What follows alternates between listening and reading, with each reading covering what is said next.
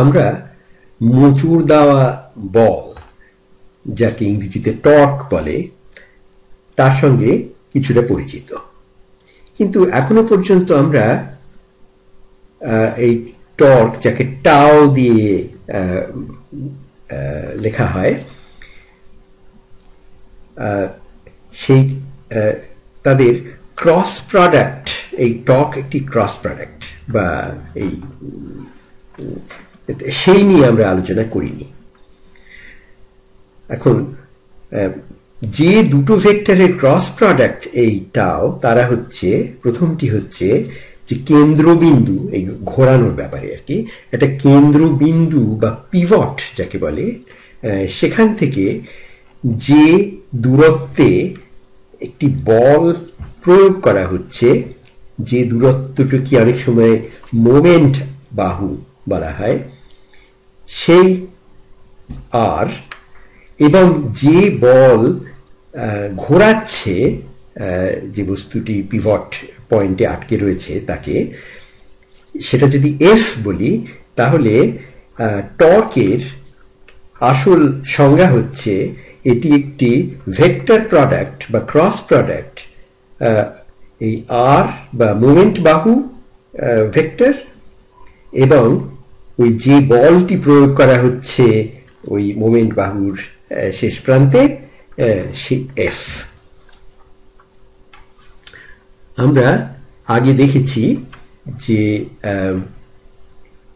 এই কেন্দ্রবিন্দু, যেটা আমরা এখানে একটা অঙ্ক কষে দেখছি, যে ওই ওটা হচ্ছে একটি কেন্দ্রবিন্দু, তার থেকে 10 মিটার পরিমাণ ডান দিকে একটি বল প্রয়োগ করা হচ্ছে এফ, যেটি আর এর সঙ্গে একটা কোণ করে রয়েছে, যেটা হচ্ছে থিটা, যাকে π/3 বলবো, মানে যেটা হচ্ছে 60 ডিগ্রি। আচ্ছা, আর বলটির মাপটাও দেওয়া আছে √3, মানে 3 বর্গমূল n, আর এই কোণটি হচ্ছে π/3 রেডিয়ান বা 60 ডিগ্রি। আচ্ছা, এবারে এফ এর যে অংশটি আর এর সঙ্গে লম্ব, বা যেটি হচ্ছে ওই ঘোড়ার বাহুর সঙ্গে লম্ব, সেই অংশটি ঘোরাচ্ছে ব্যাপারটাকে। আমরা মনে করো এটা একটা প্রকাণ্ড বড় দরজা, ভারী দরজা বা গেট, যেখানে ওই কবজাগুলো যেখানে ঘুরছে আর কি, সেটা হচ্ছে ওই ও বিন্দু, হচ্ছে তার মধ্য দিয়ে, এই ও বিন্দুর মধ্য দিয়ে ওই লম্বটি গেছে। আমাদের যে পর্দার মধ্যে তুমি ছবিটা দেখছো, সেই পর্দাটার সঙ্গে লম্ব হচ্ছে ওই যে গেটটি। আচ্ছা, আর ওই যে বিন্দুতে এফ বলে যে ফোর্সটা দেওয়া হচ্ছে, তার একটা অংশই শুধু ঘোরানোর কাজে আসছে বা গেটটাকে খুলবার ও বন্ধ করবার কাজে আসছে। সেটি হচ্ছে এই আর এর সঙ্গে যে অংশটি 90 ডিগ্রি, এফ এর যে অংশটি 90 ডিগ্রি করে আছে, সেই অংশটি, মানে এফ সাইন থিটা। আচ্ছা, এখন সেই জন্য এই টর্কের পরিমাণ হচ্ছে, মানে যেটা হচ্ছে তার দৈর্ঘ্য বা পরিমাণ, সেটি হচ্ছে আর এফ সাইন 60 ডিগ্রি।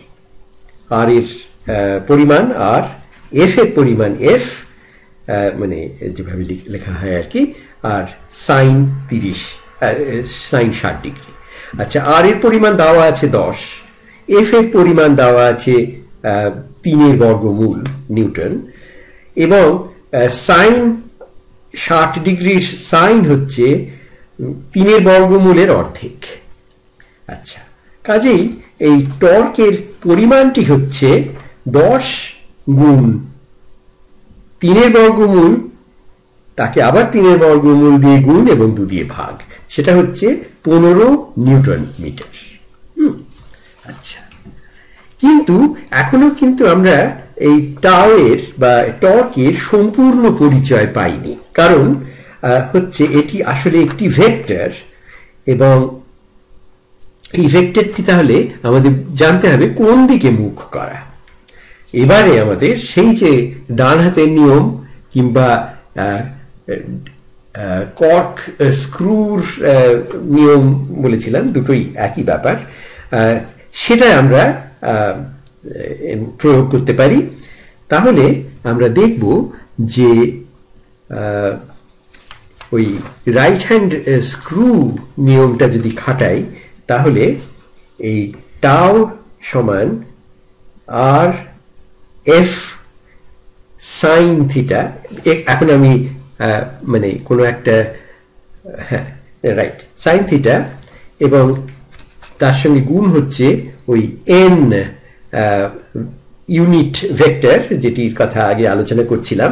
এখন আমরা টাওয়ের পূর্ণ পরিচয় দিচ্ছি, তো সেই জন্য ওই এটাকে শুধু পরিমাণে আমরা খুশি থাকছি না, আমরা তার দিকটা দেখতে চাইছি, এবং সেই দিকটি হচ্ছে এই এন এর দিক, যাকে আমরা চিনতে পারবো, মানে বুঝতে পারবো এই এন এর যে কোন দিকটা, মানে আর এবং এফ এই দুটো ভেক্টরের মধ্য দিয়ে তো একটাই সমতল আছে, যে সমতলটা আমরা এই পর্দায় দেখছি।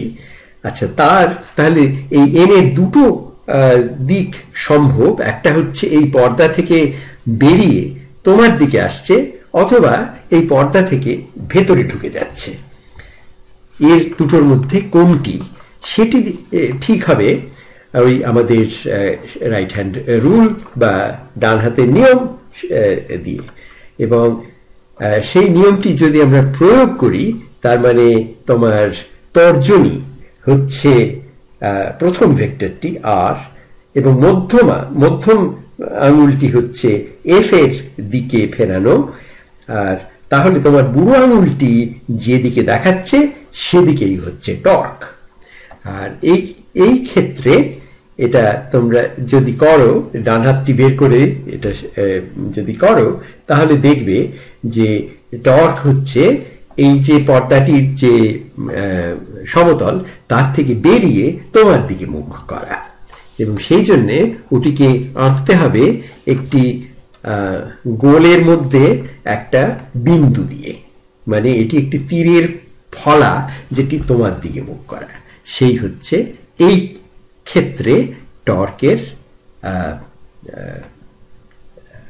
কি বলবো, পূর্ণ পরিচয়।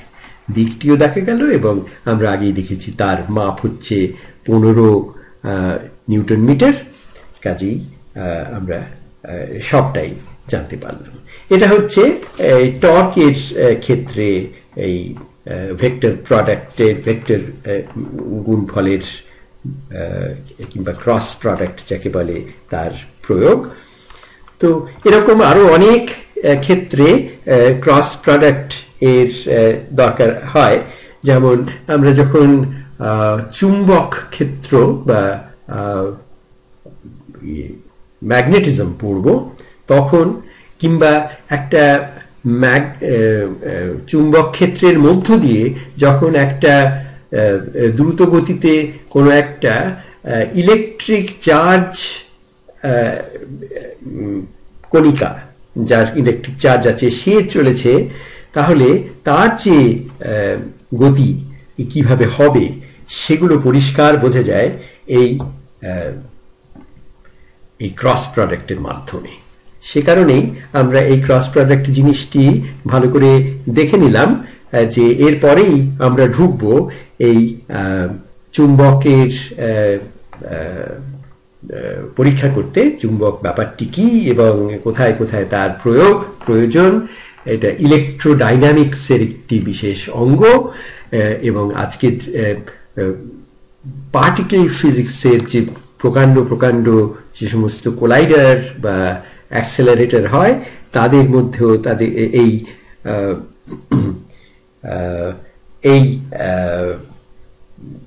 ইলেকট্রোম্যাগনেটিজম কাজে লাগানো হয় এই কণিকাদের পরিচয় বের করার জন্যে।